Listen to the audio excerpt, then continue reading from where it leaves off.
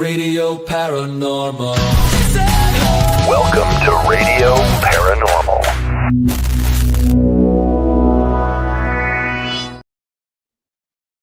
Oh, look at that. Brandon Cooper live on location in uniform. Whoa, I'm live on. Well, what is he doing? I'm live on location somewhere near saltwater. An undisclosed location in the middle of a parking lot. And Look, he looks I have a Cyclops with me, and then I got that guy. And then I got that guy. So hello everybody that is tuning in. How's your day, Jen? You good? What's up? Oh, look at Resnick. What's up, buddy? Hey, Reds. Hey, buddy. How's my day? It's okay. It's just been going, you know. So I'm sure you are having a much more exciting day than I am today. And based on my last week, I'm actually okay with that.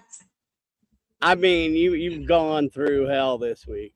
Yeah. So, yeah. Well, unfortunately, I'm going to be dropping in and out during this show, guys, because as you can tell, I'm working.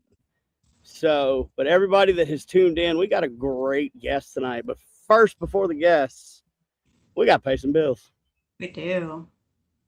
So, you know, I heard about this thing called, James Brady. Hi, sweetheart. Hey, James. Like, there's a Living Dead package I've heard about that we need to sell the hell out of. There is. Because it's my living dead out of it. Send the living dead out of it. Yeah. Yes. Your mug's hosting that ghost hunt. So yeah, New Orleans Paracon, July 31st through August 2nd. Experience New Orleans. Don't just come here thinking you're coming to a Paracon. Come here for your vacation, your New Orleans experience, and of course, for the most haunted city, or one of the most, depending upon your opinion. In the country for sure. So Living Dead package $448 per couple. There's been a little confusion about our package prices.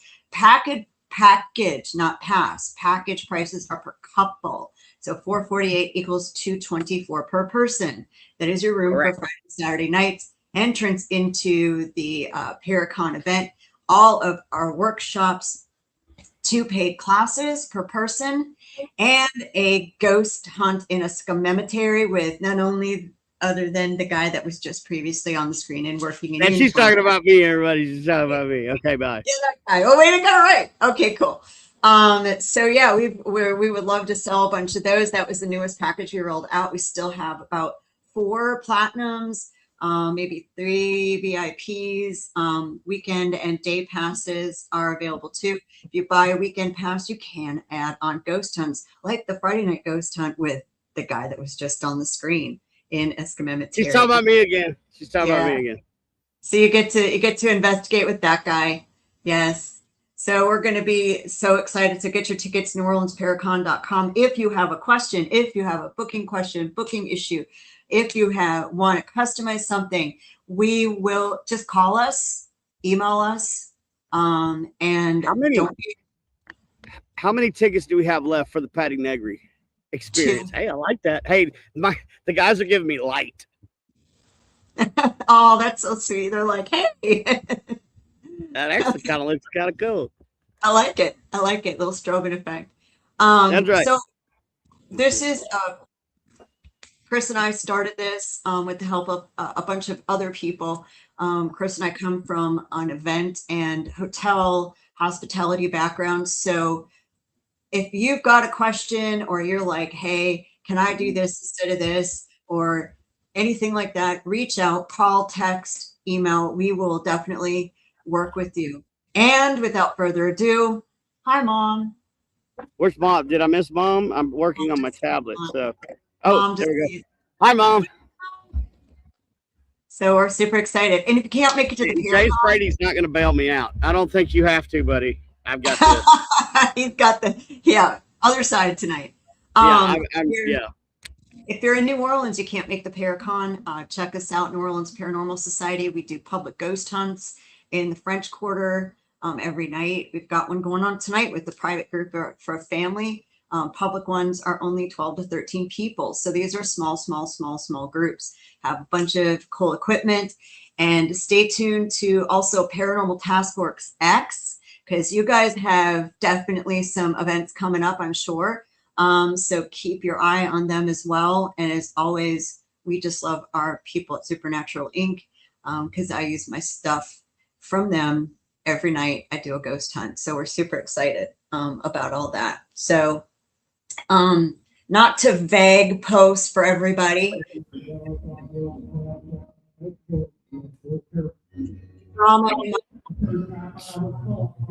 That's my real eye size, I guess. That's pretty cool. But So trauma for my week has been very ill puppy. I'm not going to say the C word. That is a possibility. We don't know. So I've had a week plus of a lot of people disagreeing. So anyone who works with animal spirits, my puppy will take all the prayers he can get. He's a good boy. Definitely pray for the pup. Yeah. So today's a good day.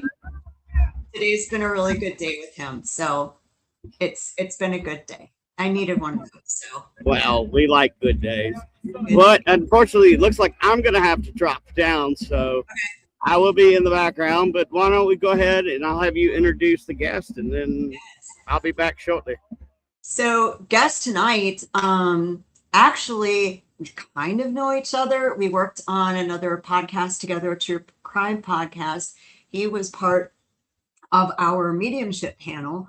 So what we did was we showed a picture of an unsolved murder, unsolved crime, missing person, never told the panel what it was, sent the picture. They did their techniques. Week one, we would cover the details of the case, or a lot of them. And then week two, we start off with all of the evidence from our mediums. And then we would bring them on and fill in the blanks and accuracies and talk about suspects, if anything. So our guest was part of that. And after reading his bio, there's a lot I didn't know about him. And I did not know that he was also a paranormal investigator. So found that out the other day, that we have that in common. So welcome to the show. I hope Brandon's ready, Mr. Chris Harmon. Hello, Jennifer. How are you? I'm good. It's nice to see you again. It's been a minute. Yeah, it's been a while since we worked together or done anything together for quite a while. I've been swamped with cases, work, television shows, films, documentaries, different things. I'm all over. I barely have a spare moment, so having to be able to sit down here and just chat with you and everybody, that is my spare moment. So I'm going to really enjoy this. No, I'm excited. I didn't realize you were such a popular guy. I had no idea. I started reading everything you're involved in. I'm like, oh my God. Yeah, I got my first start in all this, and how I got involved in all this began with paranormal, because I had so many UFO experiences and paranormal experiences, and so right away I started doing shows on Amazon Prime as a ghost hunter. Just everything just kind of kept rolling, and once the ball started rolling, I just kept rolling with it, and got my certification as a psychic medium, hypnotherapist, doing several paranormal shows, still doing paranormal shows left and right. In fact, we just did a paranormal show. It's been probably 5 months ago, and we had some amazing evidence. So everybody stay tuned. That'll be coming out soon.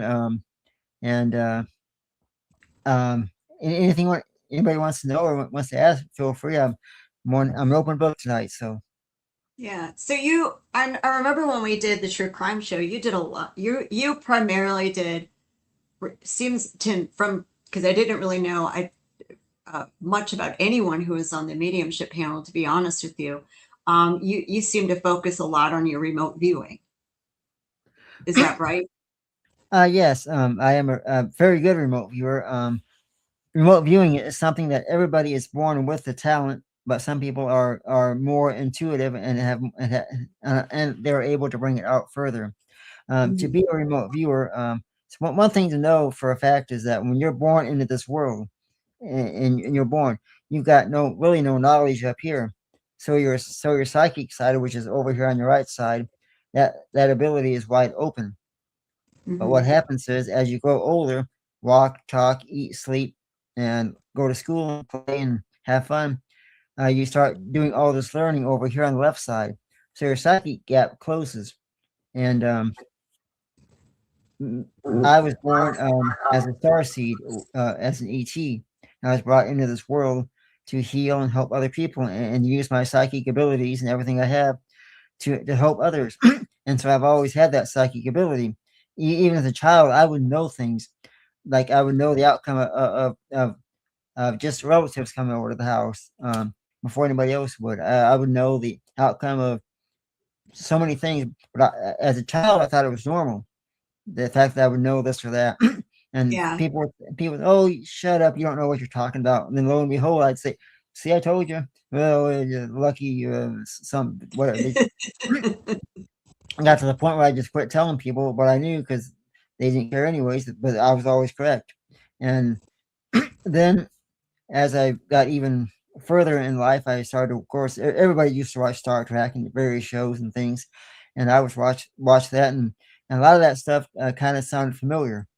And what nobody knew about me was, not even my own family knew, that I would have visitation at night by ETs, and they would take me and we would fly around the city, the park, the school areas, just flying all around town. And it was neat because looking down at your school where you go to school at from such a high elevation was wonderful. You see the clouds and the top of the school building. It was beautiful.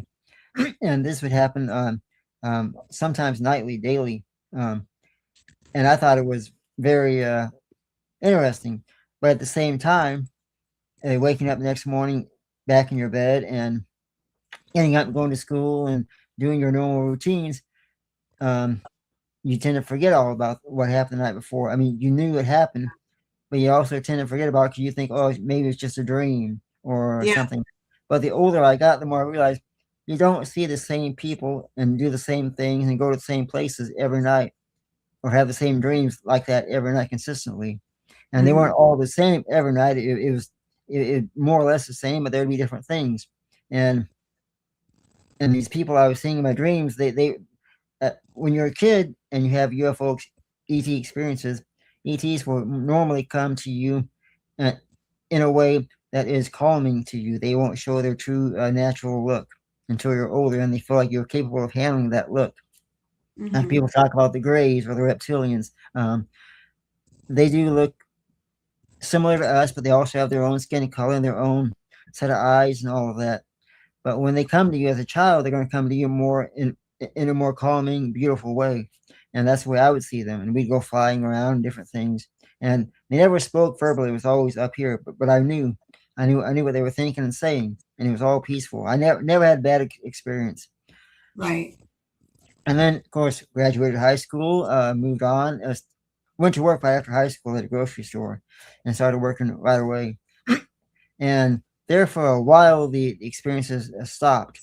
And then somewhere around the time I reached mid-20s, they began to pick back up. And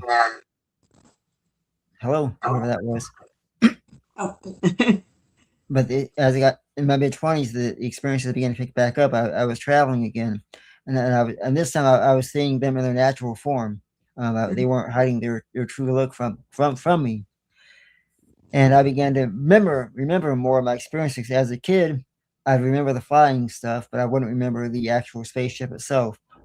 That was blocked from memories. I mean, when I would go with them and go on the ship or go flying around, I knew where I was. I knew everything. Everything was perfect. I had names for everybody. And when I would come back home, a lot of the memories they would erase from me. I didn't know why they were erasing the memories. I didn't even know for sure that they were. I knew there was blocked somewhere. I knew I was flying. It was fun. It was wonderful. I saw my school. I saw my friends. But I couldn't remember anything else other than just bits and pieces. Sometimes I would get like visions in my head. When did I do that or something? Just things that pop up. But here I am now. Here I was in my mid-20s later on. And that allowing me to remember more and see more. And I began to remember visits on the craft. For instance, I remember seeing my bedroom on the craft, which the craft itself, for those who are wondering about the spacecraft, it's a great big black vessel. In fact, I just got told to make sure I said vessel, not ship. It's and black vessel, and it's got almost like you feel the textures on it, but it does that vessel stays there. There are individual ships that we take and fly around in, but the vessel itself is like the uh, home turf. It stays there. Um, and I don't go around the whole ship and look at everything on the ship. I only have two places on the ship that I go, and that is the room where we heal people, because I do have the ability to heal and help other people. We have the healing room, and the right next to that is my room. Now, here's what a lot of people may not know, is that when you're on a spaceship, if you were to look around the rooms, you'd be surprised how vacant everything is.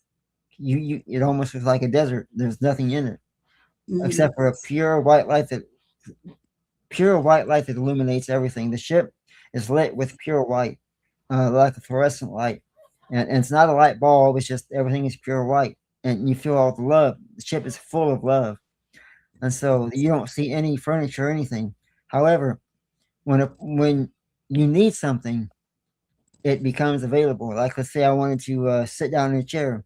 The chair would just be there, and the chair would be exactly what I'm seeing up here. So let's say I want to envision a white chair. There's a white chair, just like I would see. It would just be there. And they told me that anything you need is just there. But what I do on the ship is, so of course I have two lives. I have the life that is up there on the ship, but I have the life that I spend down here on Earth, which is where I spend 99% of my time is here on Earth. But there is that 1% that I spend up there with them. What I do here is, of course, live just a normal life like anybody else, but I have the ability and the gift to be able to heal and help other people with remote viewing and what is known as remote healing. I have the ability to let's say somebody has prostate cancer and they need help removing their cancer cells or whatever. I can do remote healing for them and help remove those cancer cells. The parts and some of the things I can't do here, we can take them aboard the ship. Like, I have contact. Now, I don't know how I make contact other than, let's say somebody is standing here and they need help and they're telling me they have cancer. By the end of the night, I would almost guarantee that they would go up on spaceship, because I can somehow contact my family just by thought, and then we would take them aboard ship and heal them. If I can't heal them with remote viewing and doing my work here, then they go up there on the ship. They get healed. The healing room is a very beautiful room. Everything is done pretty much by the way I've always described it is like a grid on the floor. It's like a grid on the floor, and you lay the person on that grid, and then there's a blue light that comes up and just like scans their body, and it gives them the healing. Now, my father aboard the spaceship, per se, he can take his hands on the wall, and it's almost like kind of what you see in Star Trek, where you can just touch the screen like a touch screen and you program it.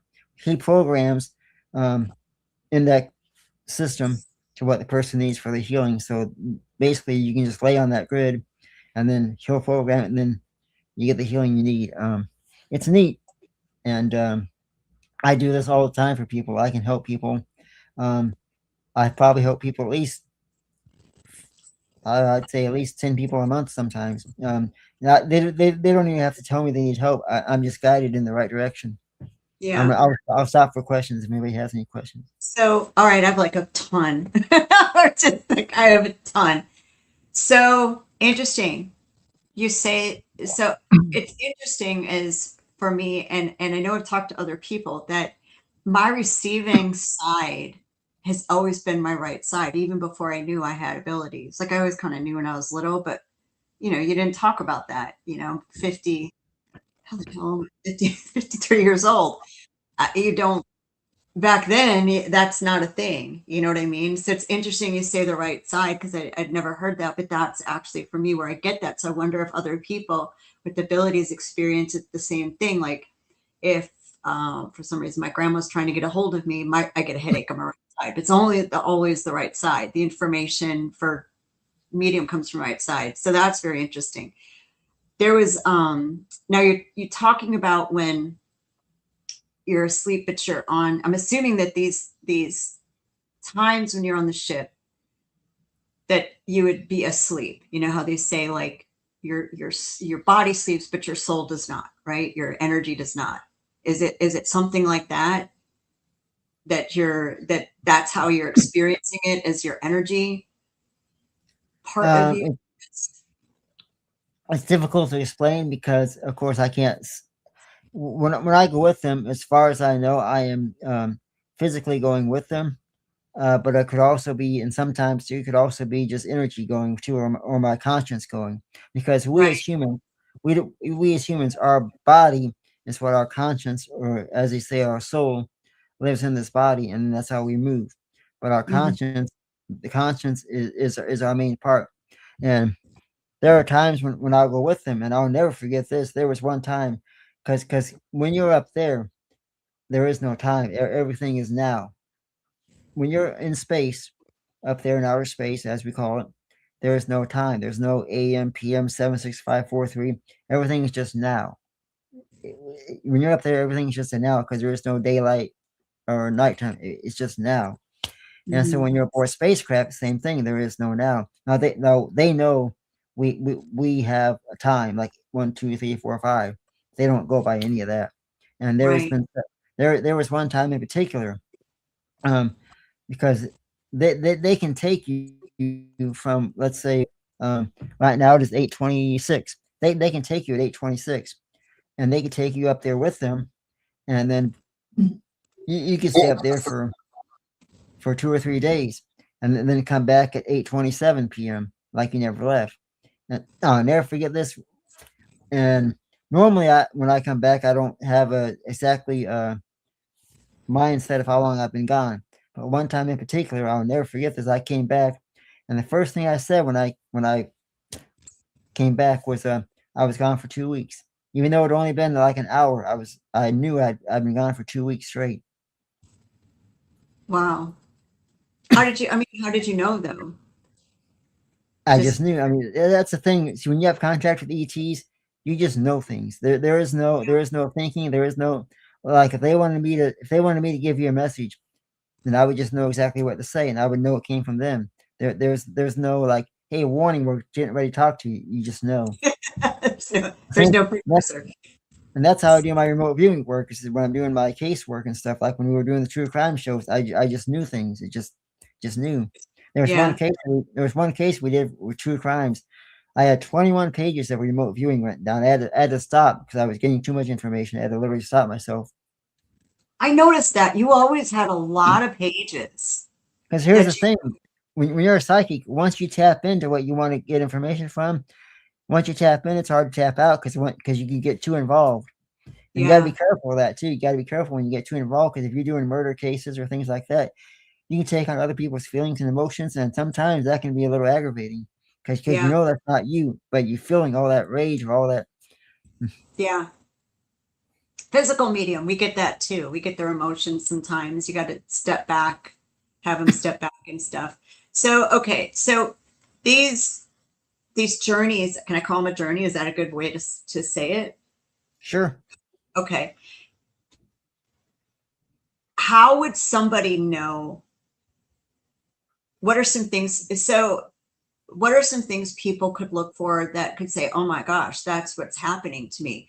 Because I feel like there might be, outside of the whole, what is it, vessel thing, I feel like there might be a fine line between like reality dreams slash involuntary astral projection slash these journeys. Do you see what I mean? Like what are some things people look for going, oh, okay, then I think this is what's happening to me.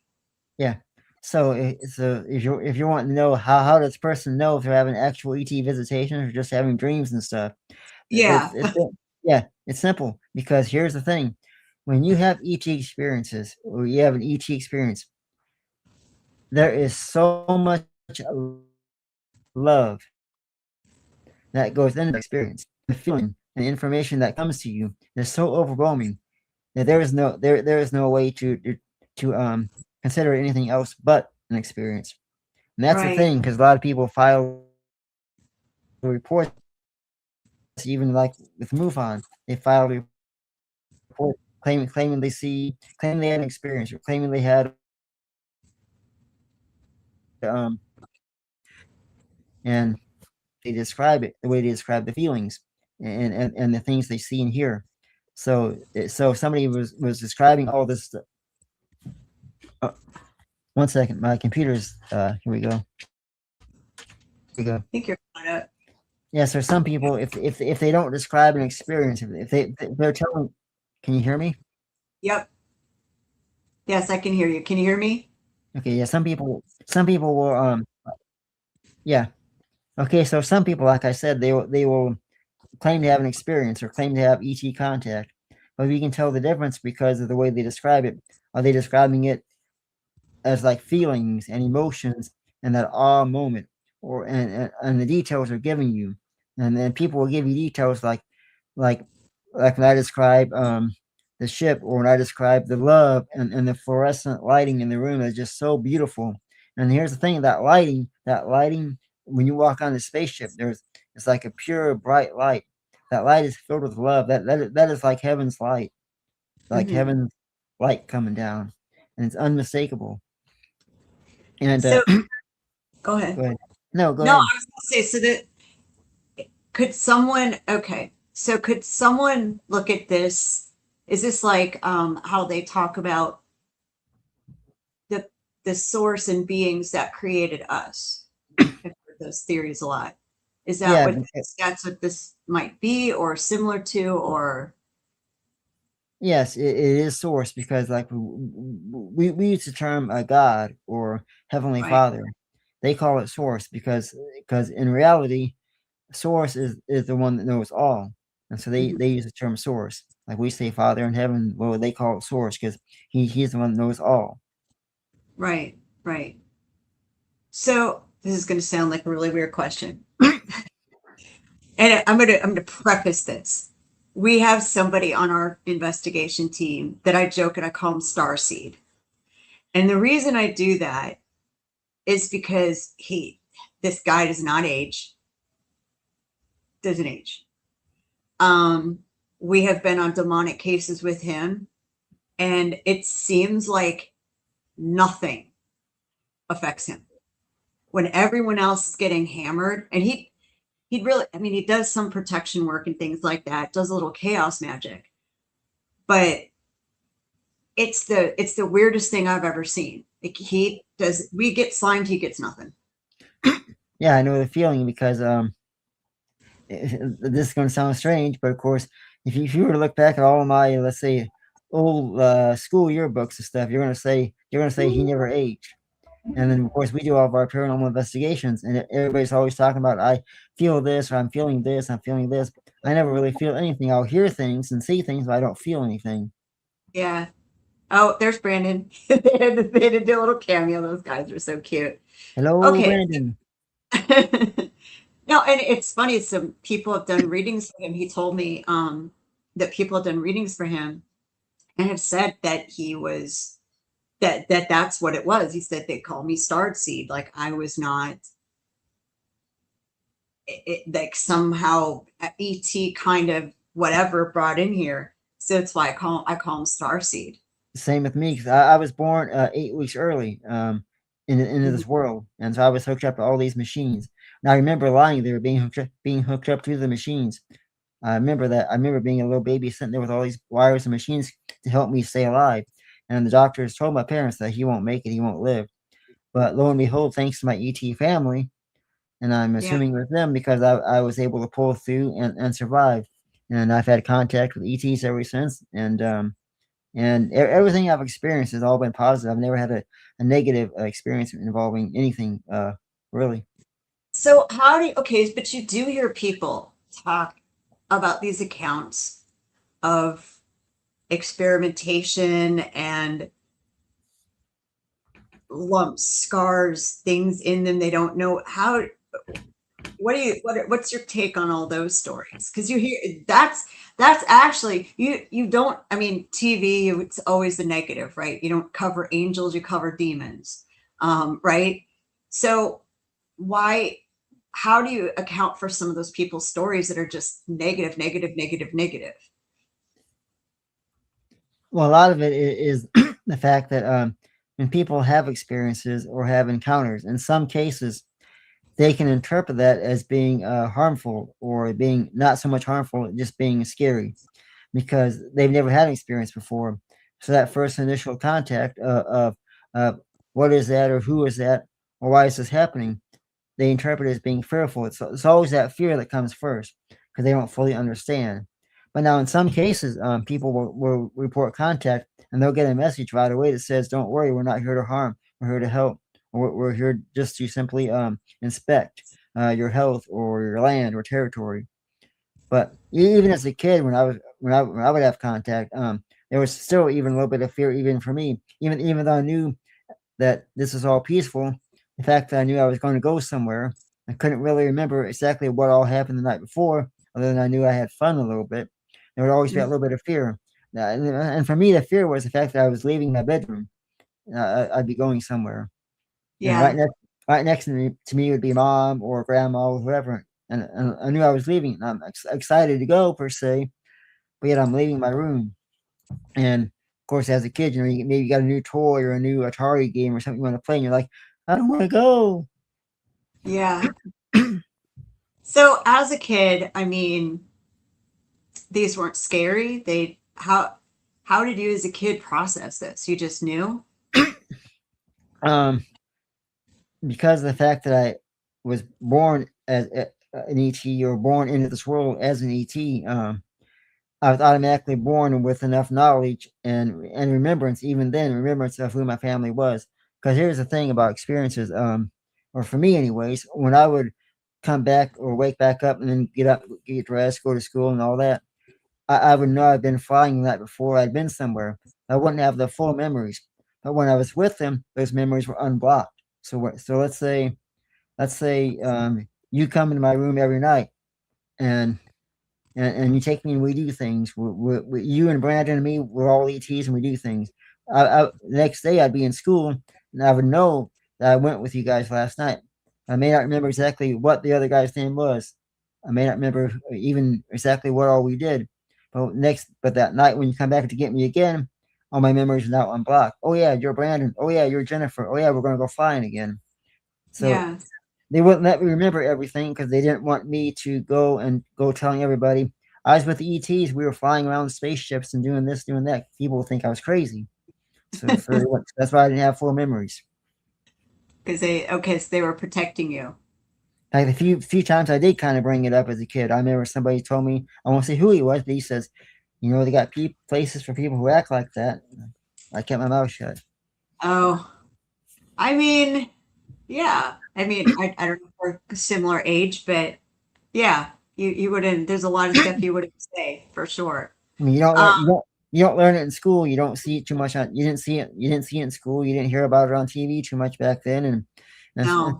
necessarily wasn't something you went to Sunday school to learn either. So, And then we had Steven Spielberg and all those things. So, and those so are the cool things I thought. I thought yeah, watching Star Trek and Steven Spielberg. I thought, man, this is cool. This is the good entertainment here.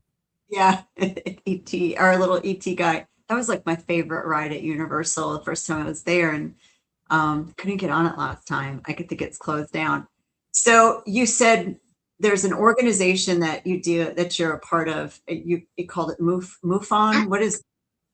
Yeah, it's called MUFON. It's MUFON, the Mutual UFO Network, and we are the oldest and longest running UFO organization in the world. We've been around since the 60s.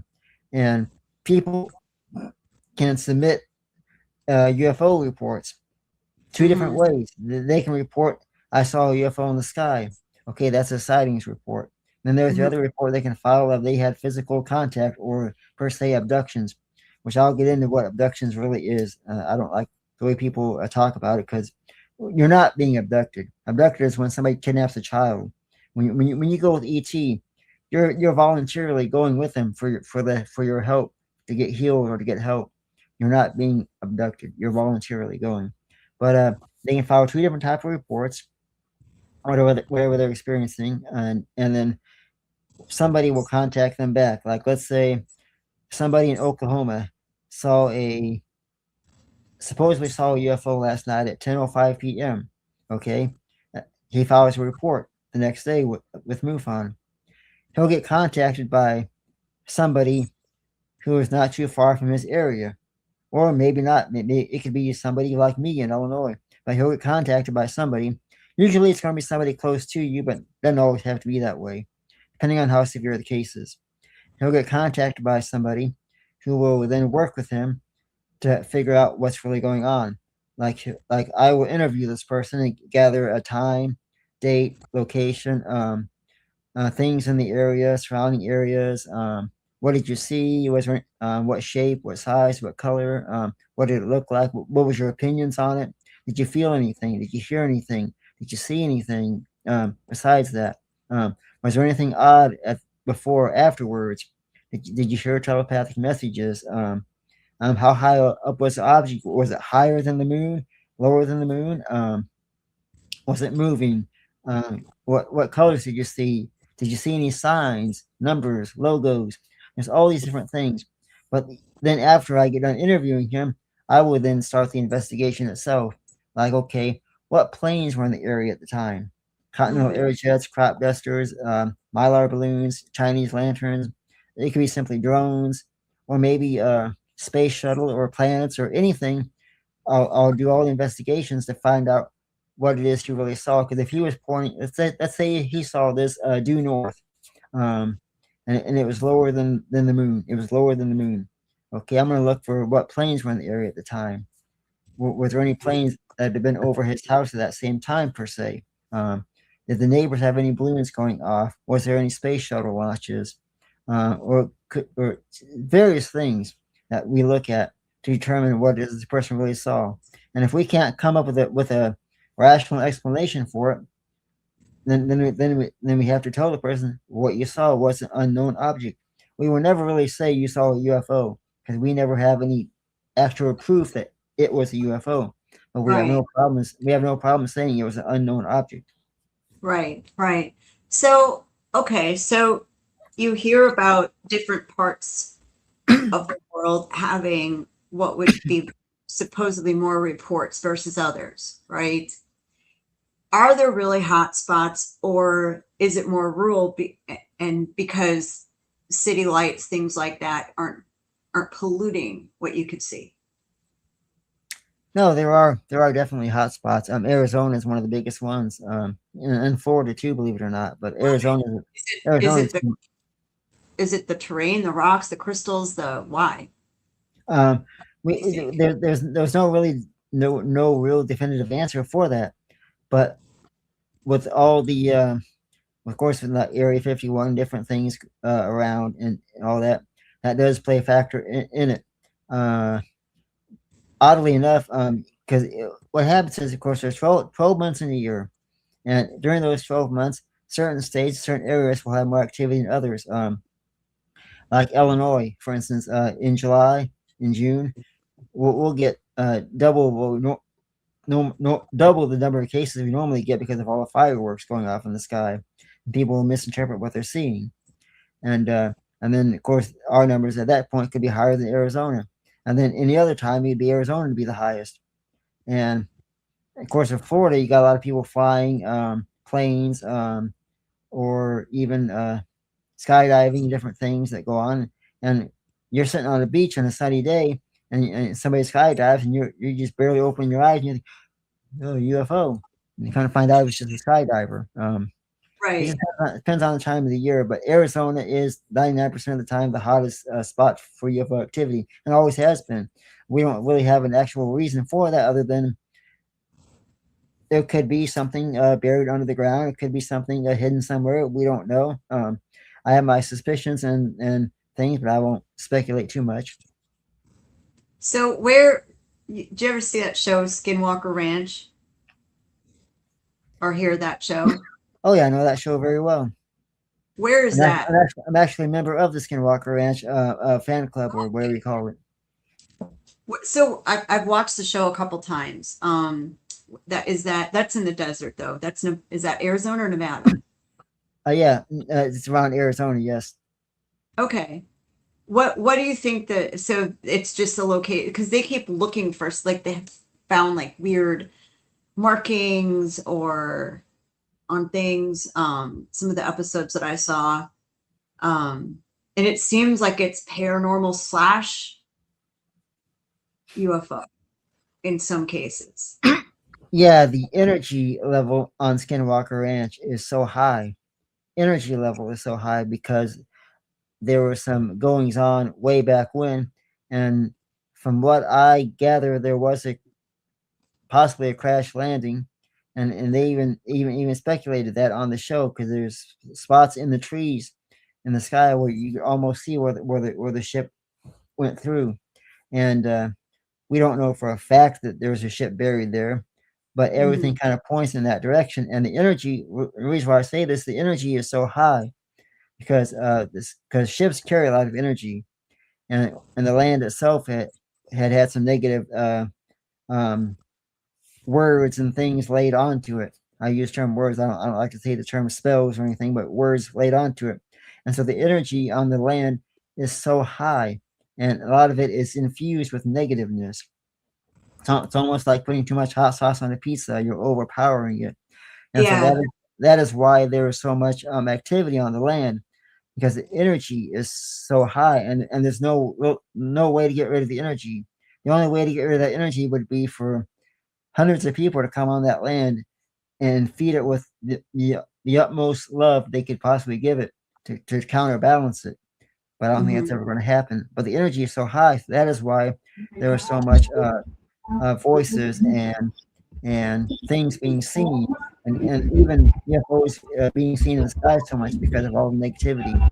Land is embedded with negative. There's no positive in there. There's Brandon again. He's just popping in to say hi. Hello, I'm trying to be part of the show, but it's really loud where I'm at. So, but I probably will have a few questions before we get off of here. But sure. Chris, do you like crock pots too? Beg your pardon? Do you love crock pots too? Brandon says I love crock pots. I do love crock pots. I love crock pots, hot wings, chicken wings, roast potatoes. Like, because I think crock pots are alien technology. They could be. Yeah, because some alien stuff happens. Like 8 hours later, I have a delicious meal. I know the feeling. Crazy. Right. So is this part of the disclosure, or are we going to find out that crock pots and toasters are actually Decepticons? You might. What happens is, see, you put all these roasted potatoes and all that in the crock pot, and then you put a couple pieces of toast in the toaster, and then you get done. You make this alien sandwich, you know. Right. Yeah. So it's an alien food hybrid. Yes. Understood. Thank you. I'll have more important questions when I return. Thank you, guys. And then, of course, I was going to tell you, you hear about all these grays, so of course you want to top your sandwich off with some gray poupon. There you go. All right, I knew you were going to fit in. I knew it. So Chris Harmon can never go on a show without saying something funny. So exactly. No, and we love to break this up with humor, and we're gonna do a game too. It's gonna be fun. I hope you find it fun. I found it just for you. Because normally we do Would You Rather, but for some reason I thought we needed to do a different game for you tonight, just because we're gonna do a little Mad Libs. But what do you have coming up? Where can people get in contact with you? What if they have a UFO report? Tell us all those things. Yes, for everybody watching, I'm getting ready to teach another round of remote viewing on June the 8th. We have an introductory class coming up this coming Wednesday. This is an introductory class where everybody comes and meets me, the teacher, and my assistant, the beautiful Rachel Monahan. And they can come and ask us questions and get to learn about the class and get all the questions out they want. And then they can sign up there for the class. The class is 12-week class, and after the end of the class, you get certified as a remote viewer. You can then move on and take my other 7 classes, which is remote healing, remote influencing, which is kind of like mind control, advanced remote viewing, and remote time travel, which is how I teach you how to time travel through time, and it does work. So you can sign up for all that. And anybody watching here who watches this podcast here, if you send me an email at my email address and tell me you saw the podcast, you'll get $10 off the course. So no problem. What's your email, Chris? The email is rascal, RASCAL .1 at iCloud.com.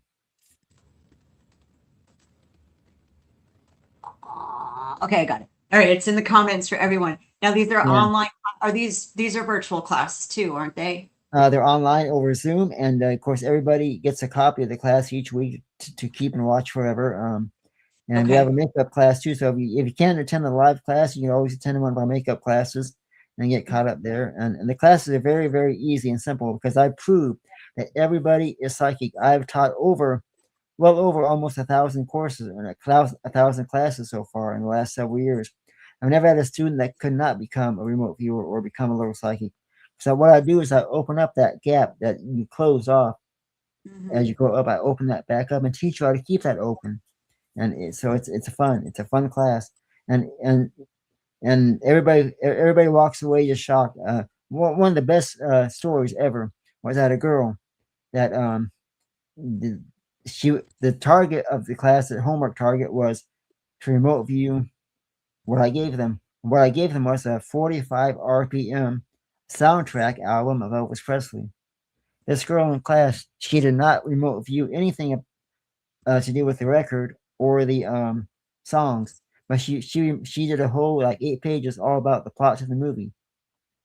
Oh wow! She'd never seen the movie. She's too young to even know what the movie was, but she did all that perfectly. Wow. One of the other students drew a great big monster truck tires. He said, and it spins, and he's kind of like a record. There you go. He did perfect.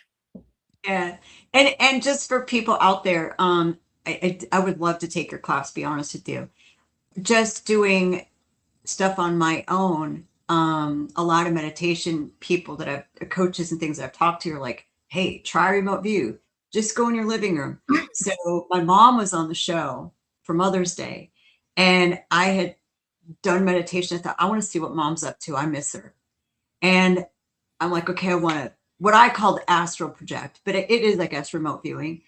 And I was like, what's mom doing? And so I didn't tell her, but I eventually did. And I said, okay, what's on I said, Mom, you really do clean up. You have a lot of stuff on your counter. I said, but what's on your dining room table? There's something that you're working on. And she sent me a picture of the craft she was working on her dining room table. This big, I said, there's fabric, there's this, there's this, there's this. So it's interesting. So for those of you who are like, hey, I can't do this. Hey, this is hard. You can do it. I'm just doing it without a teacher because someone said, hey, try this. So definitely check Chris's class out, because if you have someone who's guiding you and instructing you, imagine how much better you could be at it. Oh, yeah. It's crazy when it happens and you can validate. Like, to me, I just try to go places where I can go back and say, okay, was I right? Was I right? Was I right? And I blow my mind every time I try it, that I know I do it every time, because you're like, oh my gosh, that is what I saw. And for those who are watching to think that it'll be too hard or they can't do it, no, there's no work involved in this. I do not make anybody work. The class is so fun because we have a little comedy act that goes on during class. I don't want to give it away, but the comedy act is so unique, and the fact that everybody's learning while they're laughing, and then by the time the class is over, and I give them their homework assignment, they're eager to do it. And I've had so many students just get so involved, and somebody even cried in class because they couldn't believe how well they did. One girl, the homework I gave was a 50s diner that I ate at, and she was like, I came home and I don't know why, but I had to have chocolate chip pancakes tonight. And I kept seeing like jukeboxes and like dances on the floors. And when I showed her, I said, here's what the target was, a 50s diner, she sat there and just cried in class almost. It's crazy because you don't think you can do it, and when you do it, yeah, it's so empowering. So for anyone even thinking about doing this stuff, that definitely check his stuff out. It's a cool technique to learn. When I get a chance, I'd love to do it. What a cool thing to teach. He's back. You have more crock pot questions? Are you going to share your best recipe? Yes, these are still my eyes. Whoever said that earlier.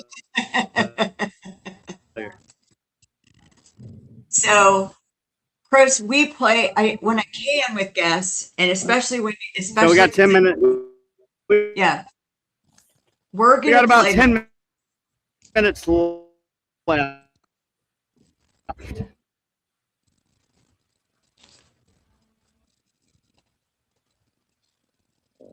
Yeah, 1 minute. Okay. So I like to play fun games because just like you learn, I think people retain more with humor. You know, we get more paranormal activity at our locations that we go to than I think a lot of teams do because we go with fun stuff. We go with humor, we go with games, we tell jokes, we play rock, paper, scissors. We do a lot of games. And it seems like that's the high energy. That's the energy that people like to look at. I mean, look, when you're on vacation, you meet strangers that are fun, right? That you think are laughing and funny. So Right. we have a special edition of Mad Libs just for you. So we're going to go through 16 different things I need from you. Are you ready? Yes. Okay. The first one I need is an adjective. Adjective. Describes a noun. Yeah. Let's see here. Hat. That's a noun. What kind of hat? Like if it Uh, like is it what kind of? Cowboy hat. That's still a noun. Like a tall hat. A tall would be the adjective. Do you see what I mean? Yeah, tall hat. Been a while since I did Mad Libs. That's okay. So tall. All right. Right up here. Now I need a noun. Place or Okay, thing. yeah. So now, okay, so tall hat.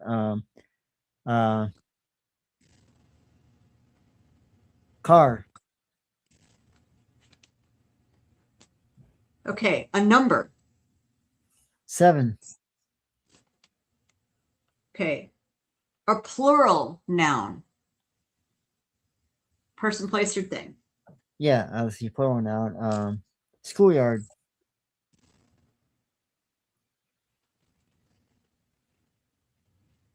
Okay. Another adjective. Colors. Blue. Things like blue. Okay. All right. A plural body part. Feet. Okay. Another adjective.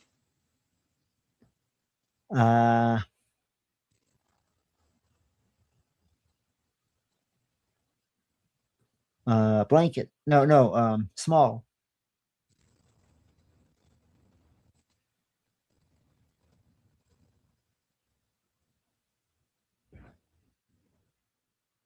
There's an error, so I'm going to add. Okay. Another color.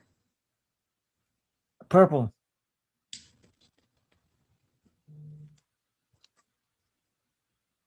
Name of a food.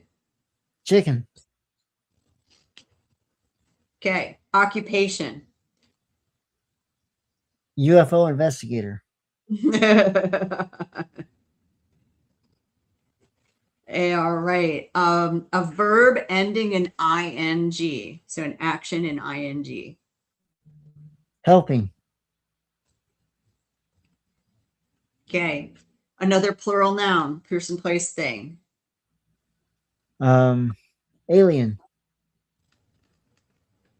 Aliens. All right. A part of a house. The man's throne. Bathroom. Toilet. I love it. Another plural noun. But they like plural nouns. Person, place, or thing with an S. Crock pot. Crock pots. We got to get Brandon in here somehow. Okay. That's why I said Adjective. it. Description. Running. No, like a color or a Oh yeah. soft Um, or whatever. yellow. Yellow. Okay. And now, last but not least, an emotion. Exciting.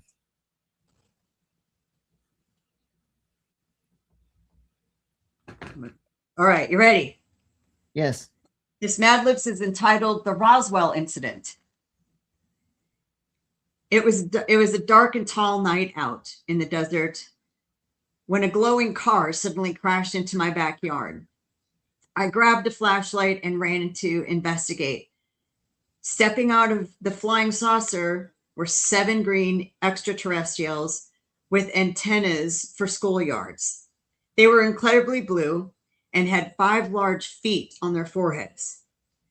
Take us to your small blanket, their leader said in a purple voice, because before I could answer, they tried to eat a chicken out of my hand, probably from the crock pot. Luckily, my neighbor, who is a UFO investigator, probably Chris, ran out of his house, helping wildly, and scared the aliens back into their aliens. They scared the aliens back into their aliens. They zoomed off into the night, but not before stealing the toilet off my roof and a few crock pots out of my garage. It was a very yellow experience that left me feeling completely excited. So there's your Mad Libs Roswell incident. Loved Good it. job. That was fun. There you go. There you go.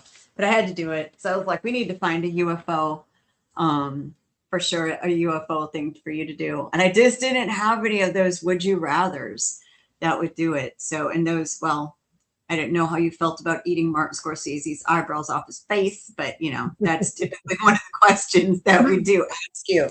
Was it okay, would you rather lick everything before you touch it, have to, or eat Martin Scorsese's eyebrows off his face?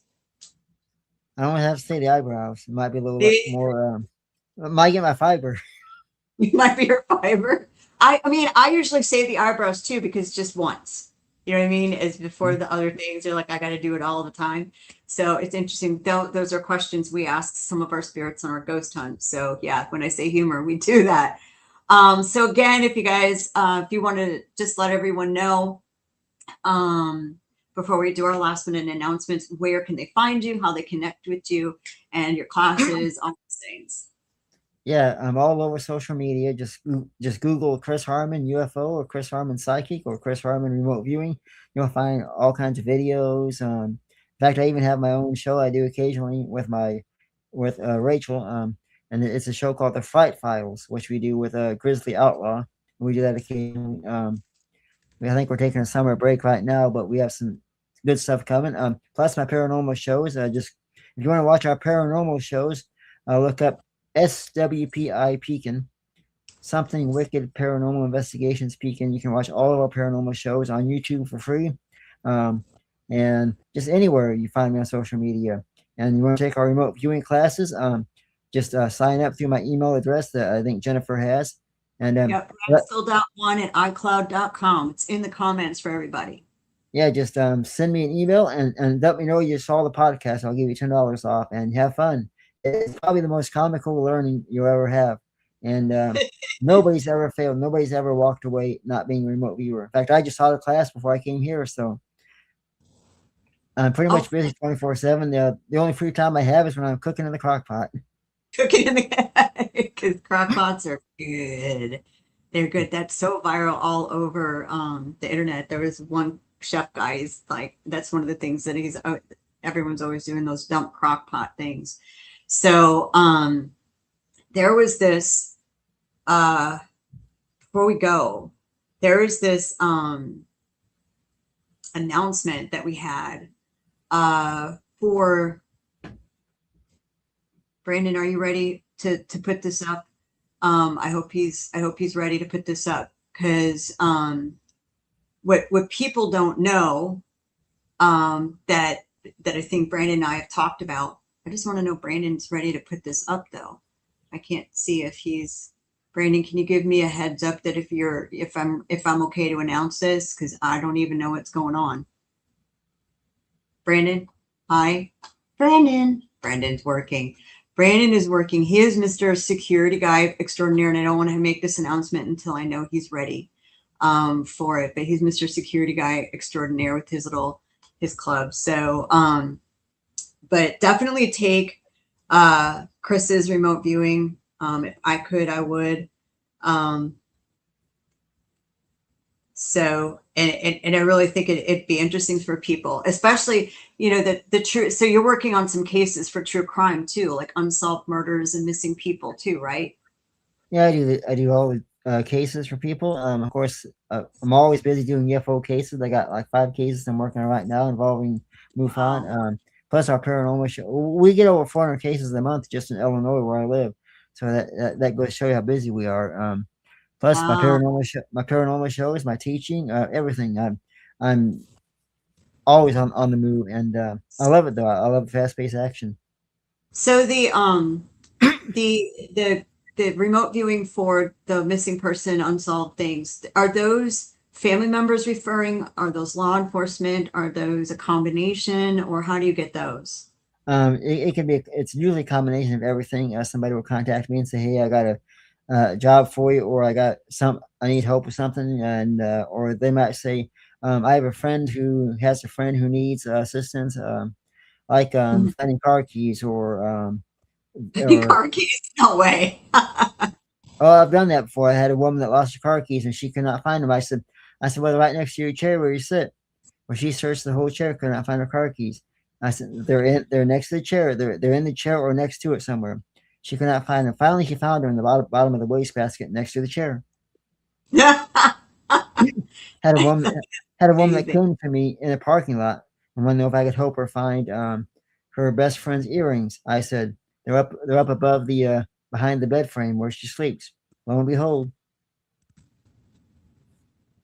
Wow. So, okay, another question about the whole the healing and stuff like that. Does it work on animals? Yes, I can do animals, people, you name it. In fact, I do animals quite a bit for a friend of mine who has a little sick, little animal. Well, I've got a dog for you, so I'll send you his info. So Sure, send he's an info and send me a picture. I'll be able to tap right in. yeah, because he's like I said, good day today. I'll take it. I'll take it. So craziest I'm trying to remember some of the cases we worked on the network. So folks, we were on the same network where his Bright files are on. So so crazy like unsolved case. Tell us about one of those while I wait for Um, Brandon. just that I've done in general, or a case that we all worked on. In general, you can pick one we worked on or not. It doesn't matter. Probably one of the craziest cases I worked on. And I won't say it was necessarily crazy, but it was definitely unsolved. And that was a case involving a gentleman who is now in law enforcement, and of course he kept this a secret pretty much all his life growing up.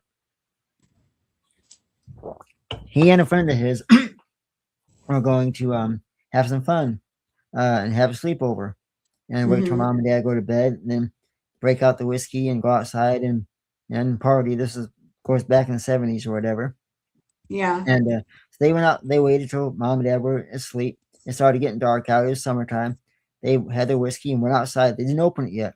They went outside, and this massive black ship flew over their house. Now, pay attention to this, people, very carefully. It flew over them. Only took 2 seconds. Now, let me remind you, this was at 9:30 at night or thereabouts, and this ship flew over. In 2 seconds, it flew over and was gone. Now, the key, like I said, was 9:30 at night. Here's the ship. Boys are outside. Here it comes. 2 seconds, it's gone. After those 2 seconds, the sun is up. It's 5:30 a.m. Huh. There was that much gap in time. And the person that contacted me, or that led to the case with, He didn't want to know. He didn't care about the ship. He didn't care about the UFO part, if it was, or aliens. He wanted to know, where the hell did all that time go? Huh. I thought you were going to say, where did the whiskey go? Because all that time just vanished like that, and they don't remember any of it. It was all instantaneous. It was all instantaneous. In fact, his friend got in the car and left and went home. Never heard from his friend since. Really? And I know what missing time is like. I've experienced it myself. And like he told me, and I agree with him. You don't know what it's like till you've gone through it. I myself have had missing time. Of course, I'm more aware of everything now because I got memories and stuff. There's been times when I've literally had like I'd be sitting there talking to you, and right now it is 9:09. I could be sitting there talking to you. 5 seconds later, it could be 4 a.m. and just like that. That's it. That's it. That's crazy. What about like true crime? True crime, yeah. A lot of the cases we did were pretty interesting. There was some, I don't want to give out too many names and get people in trouble, but some of the cases we did involving murders and different things. Some of it got intense because I would do my remote viewing. I could see the victim, I could see the perpetrator, and it really can be aggravating because you know more than what you even want to know. There were times I've been doing cases and I know what the perpetrator was feeling or thinking. And I'm like, son of a, damn! You want to strangle him, but you want to strangle somebody that's not there. Yeah. Well, and I know a lot of times on the podcast we couldn't really say everything that everybody was. And you got to be careful when you remote. You got to be careful when you remote view because you can take on people's feelings, and you got to make sure that when you get done working a case like that, you got to make sure you cleanse yourself. Take your pencil, break it, throw it in half, throw it down, and walk away and say, "That's not me." Yeah. I know a gentleman that, kid you not, he did a case, and I won't say his name, but he did a case. He's driving home, okay, and he didn't cleanse himself. And he's driving home, and he's going through his honeydew list. So let's see: mow the yard, wash the car, get gas, get a few groceries, show my wife, watch the football game, and he stops himself. He says, "My gosh, what the heck did I just say?" He goes through and says it again. He said, "I'm not going home if I'm going to do that." So he got out of the car. He's doing laps around the car trying to walk this feeling off of him, and he would not leave until it was gone. He's got all these cars driving by in the road. What the hell is he doing? He's going around and around trying to get that feeling off of him. Oh my gosh. Otherwise, he would have went home and injured his wife. Wow. Because he's still hanging on to that energy. Right. Did you do the do you remember when we covered the big JE suicide / was it the files that are coming out now, the Epstein files? Remember when we did yeah. that one?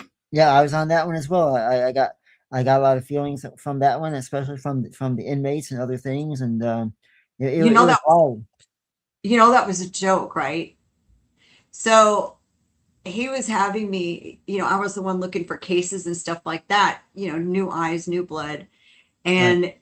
He called me, Grizz called me, and he's like, "What are you doing?" It's like, "I'm going to look for a case." Because you haven't found a case yet. Yeah, I know, right? I was like, "You haven't found a case yet?" It's like, "No, why don't we just do Jeffrey Epstein?" No, I literally sarcastically said that to him.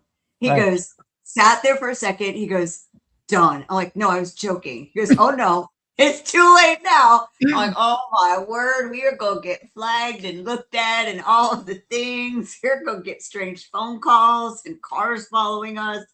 Oh my goodness. That was literally. I'm surprised you didn't.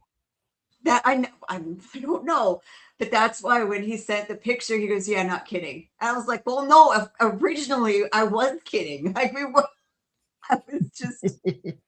I was just being sarcastic, but that was crazy.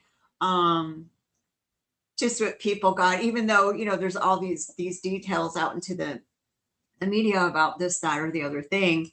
That was, just to let you know, that was supposed to be a joke. That was actually, I wasn't serious, and we were supposed to do that one. So yeah, sorry. Sorry about that one, because it wasn't supposed to happen for sure. We were supposed to do some. Enjoyable though. I enjoy doing it. So Yeah, it was interesting to cover in here with everyone. I'm sure there's a couple people that said, yeah, no, I'm not doing this one. I don't think everyone participated in no, that one for sure. And I don't blame them. I don't blame them, because that was crazy. I was trying to think. We had a lot of people in. I have, what I have should have done is like Ed Gein or something, like, are there extra victims we don't know about? Oh, I think he would have ate that one up too. There you go. Idea for a true crime show. If anyone's willing to go down that dark rabbit hole, definitely clear yourself off after remote viewing that one. Cause oh yeah. oof, that's just, so how do you teach people to clear off after their remote view? Do you have like a technique you could share with people? Cause even paranormal investigation, you should be doing that.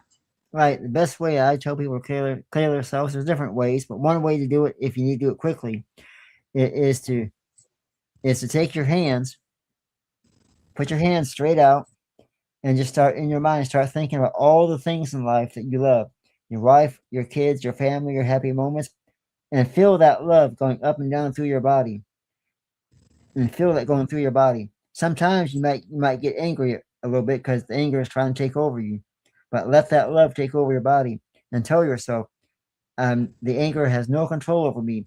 You do not have control over me. You must leave, and keep building that love up until you feel whole again. Don't let the anger take over. Let the love take over. Because Just if you let anger get a hold of you and you don't wipe it off, you can. It's terrible. yeah. Yeah, because that's been hard too, as physical medium, where you start getting you're getting those emotions and feeling how people passed and all those other things. We've Right. always, I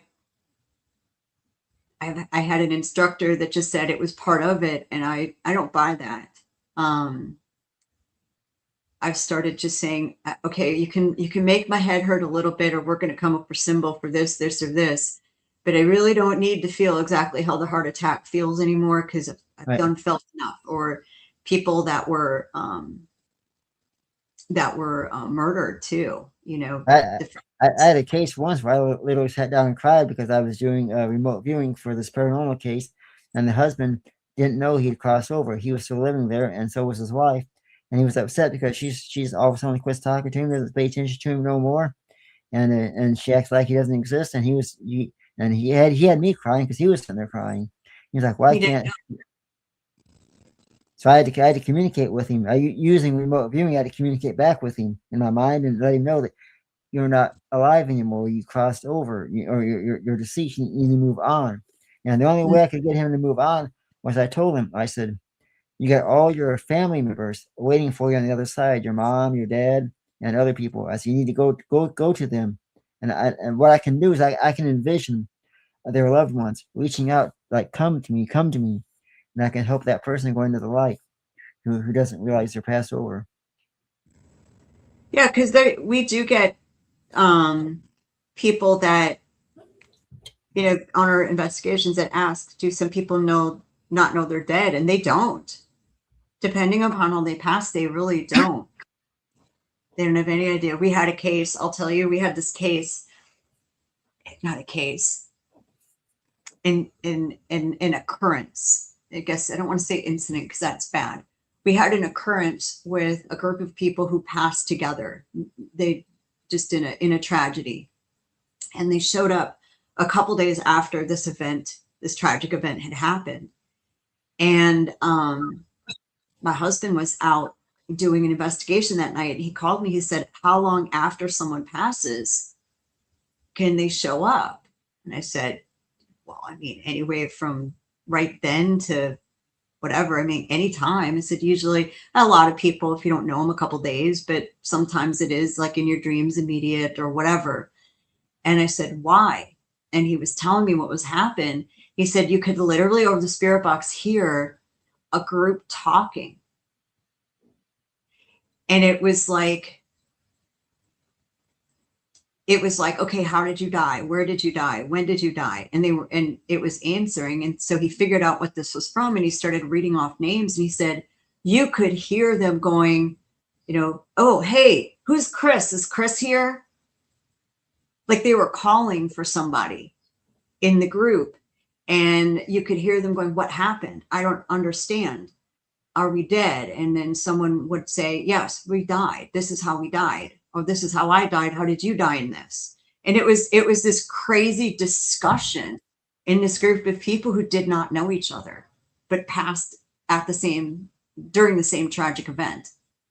So it's very interesting how they didn't know. They hung around for us on and off.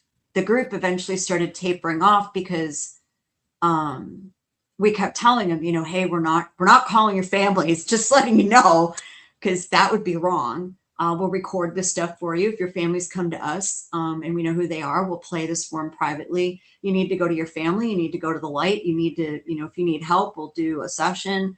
But yeah, it was very interesting how some knew. It was like, yeah, we're dead. What do you mean? What do you mean, are we dead? Yes. They were talking to each other. It wasn't us. Right. We did a case once at a bed and breakfast, and I slept in this haunted bed and breakfast. There was reports of a little girl that plays with the toys at night. So every night I had the place to myself. I'd go into my room to sleep on the lower floor. I could hear her upstairs playing with her toys. So I think it was our third night there. I asked her, because I did remote viewing and drew her and everything. And I asked her to come down to the steps so I could take your picture with my camera. Lo and behold, I was able to capture a picture. Plain as day, you see that little girl. Wow. In the photo. Do you get a lot of photos on your? Oh man, when I do remote viewing, I get clear audio and clear photos like every time. No mistaking. I mean, it's clear as a bell. Really? I'm probably the only one in the group that can tell you I'm going to capture stuff and guarantee it. Really? Is it because you asked them first, do you think? I think it's that, and because of the fact that I'm a little bit psychic, so I'm able to tap into them. And a lot of the spirits or ghosts or humans, as we call them, they'll get shocked that somebody can walk in and actually be able to see them and communicate with them. Because regular people off the street that walk in, you might hear a ghost or hear voices, but they can't communicate like I can. Okay. Interesting. So when you go on your investigations, are you the one that goes in, do you go in blind, or do you know something about it? I like to go in blind. In fact, here's a real funny story where, get this. Okay. So I did remote viewing for an investigation before we went there. I did it that morning, like 8 o'clock that morning. In my remote viewing, I drew a box in the living room floor with a doll or something in it, similar to a doll. And when we got to the investigation, some of the crew members went in first to let the homeowners know we're here. We're setting up our equipment. They came back out and they said, "You're not going to believe what she has in the living room floor." And I said, "What?" A box with her husband's ashes in it. Really? Yeah. Oh, wow. That's crazy. So I got my paper out, and I'm like, "Here's what I drew: a box with like a doll or something in it." Wow. There's the ashes. Wow. Yeah. Okay. So Brandon is my producer, and he is on location, and we have to end in a very unique way where we just wave and we both log off because he can't play the exit commercial. Gotta love having a live show and all the technical difficulties. But there you go. So funny faces. Chris, thank you for coming on. I was just trying to figure out how we were going to end. But tonight we said we end odd. We got to keep that streak going. So thank you everyone for tulips. Oh, I've never that horror movie. What is it? Sinister. I think it's the one that plays that. Is that the one? Tiptoe. I think that's the one. I don't remember. But thank you guys, everyone, for joining Radio Paranormal. Check Chris out, rascal.1@icloud.com if you want to take any of his classes or just reach out to him for speaking and all the other things. So Chris, thank you for being on. It was lovely to talk to you again. And let's do this again soon. Let's do it again. I got so much more we could discuss. So yeah. I know And we thanks could. everybody All for right. watching. Thank you, everyone. Have a good night. Bye.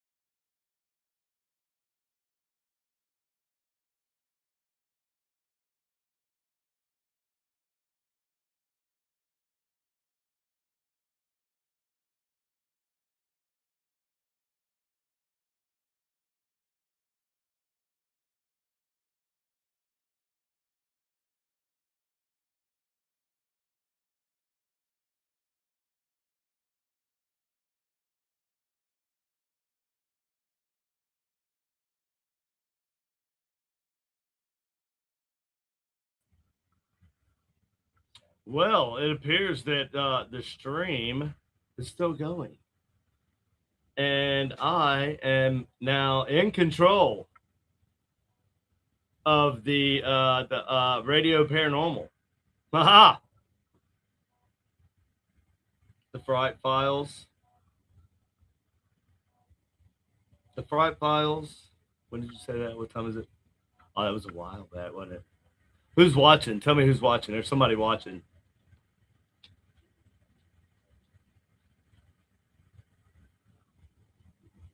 I want to know who's watching.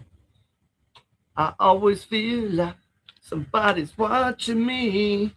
This is what Brandon gets for not charging his tablet before he does a live stream.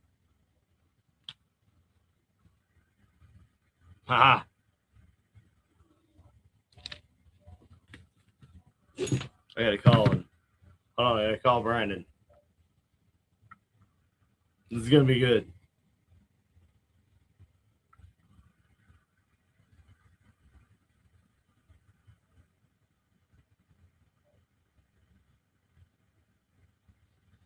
This is gonna be good, I promise.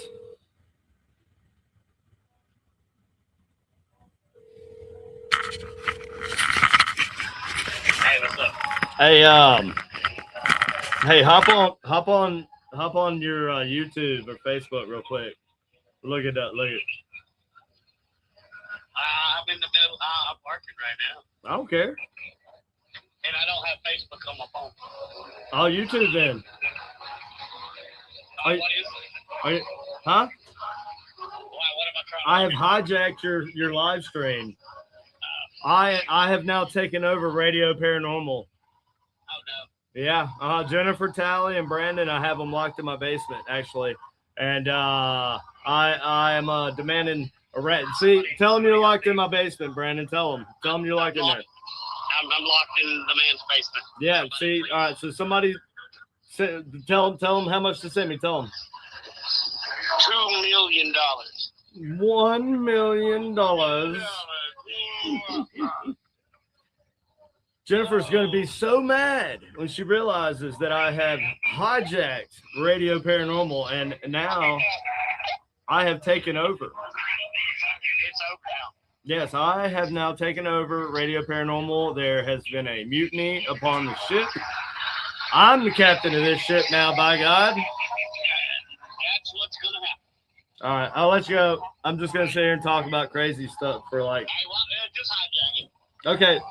Love you, buddy. Bye. Let's see. What should I do? I could do something really fun here. Let's see. What in the world could I do that would be funny and kind of lighthearted? You know. Let's see. Go. Let me check. How's everybody doing? I don't know who this one person is that's watching, but how are you? Yeah, I'm gonna message Jennifer Talley. Jennifer Talley, I will message you. Oh no, where's she at? Do I have her phone number? Maybe I don't have her phone number. Dadgummit. This is my new phone. Maybe I got her on Facebook.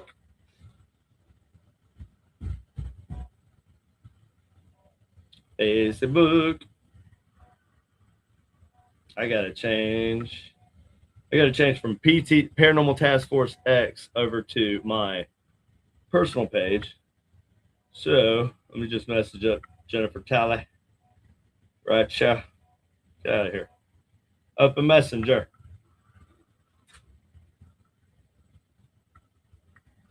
Yes, save my login info. Restore. My pen. I've created a pen. Oh my God. I have no idea.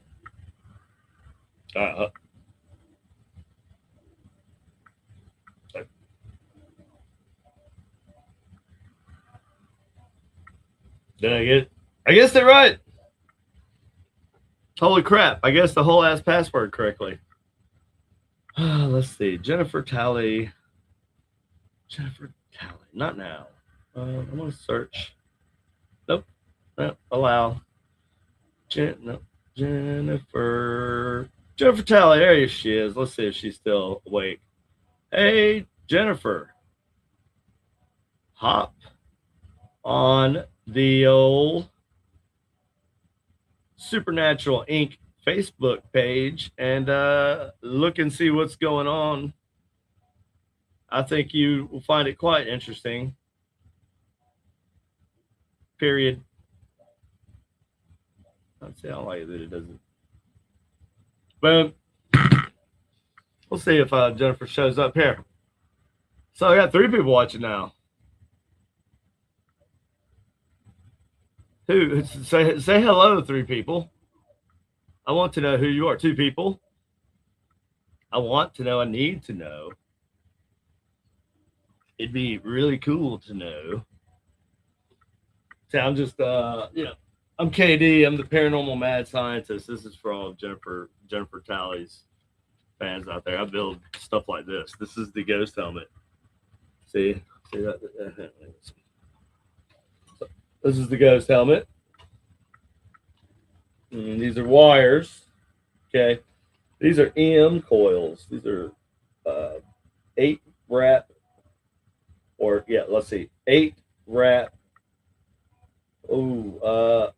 6 millimeter iron core EM coils, right? And so what I do is I have a device that I build, and I mount it right up here, right? And I put a little EM absorbing material here underneath the circuit board, right? And then with the device, the circuit board that I designed to power this, each of these wires goes to an individual coil on each side, and each coil mirrors the opposite coil on the other side. So there's a sequence that'll fire. So what I'm doing is I'm pulsing these EM coils. I'm just kidding. I'm not going to sit here and do this for a long time. All right.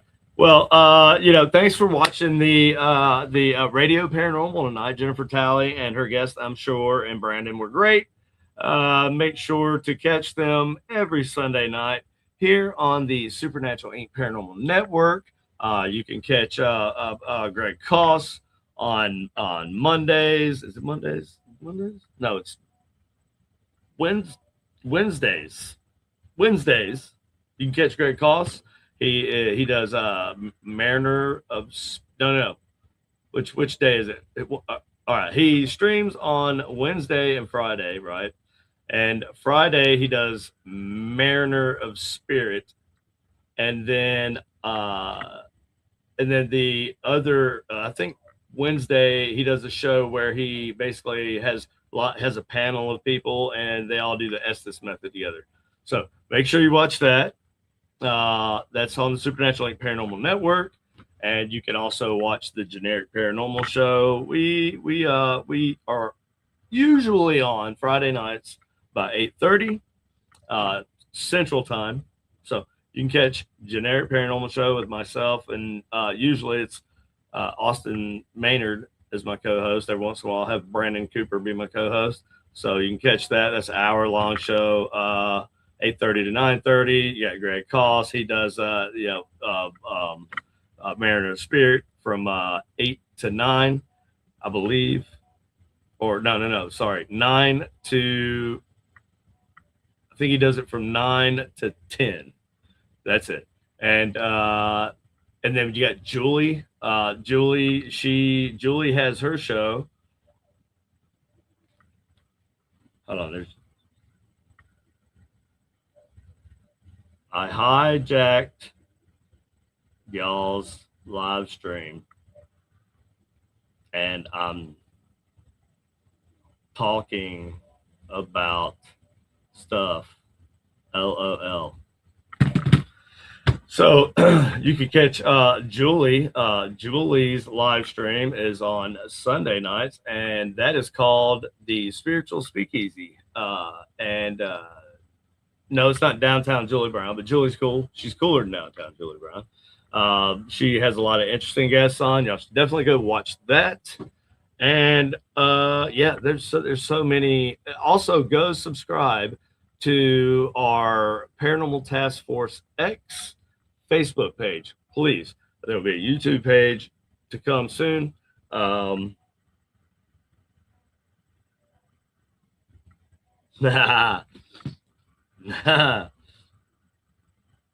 he called. So Brandon Stablet died, right? Brandon Stablet died, and he calls or he messages me, and he's like, I'm in an event. Can you end Jennifer's stream for her? Because we produce her live stream for her. And I was like, yeah, I'll end the stream, you know, and that's funny. Anyways, so yeah, so you can catch all those shows and then some on Supernatural Inc. Paranormal Network on YouTube, Supernatural Inc. Paranormal Technologies on YouTube, also Supernatural Inc.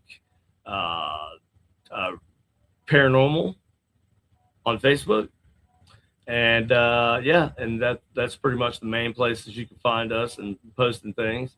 I post a few things on TikTok. I'm under KD Knox on TikTok. No, am I? No, wait. Supernatural Inc. I believe also on TikTok. If not, look up KD Knox, KNOX. Anyways, so thanks for watching the Radio Paranormal Show. I'm sure Jennifer Talley and Brandon Cooper appreciate each and every viewer they have, and so do we here at Supernatural Inc. Paranormal Network, and we hope you all have a wonderful week that's coming ahead of you, and we hope to see you at all of our live streams throughout the week from here on out, or I will summon a demon through my ghost box and lock him in a demon trap, a Solomon demon trap, and I will force him to give me his name, and which at that point I'll have power over him. And I will force him to torment you in little, just tiny ways, like poking you in the eye while you're asleep and whatnot. But that's neither here nor there. I'm just saying bad things happen sometimes.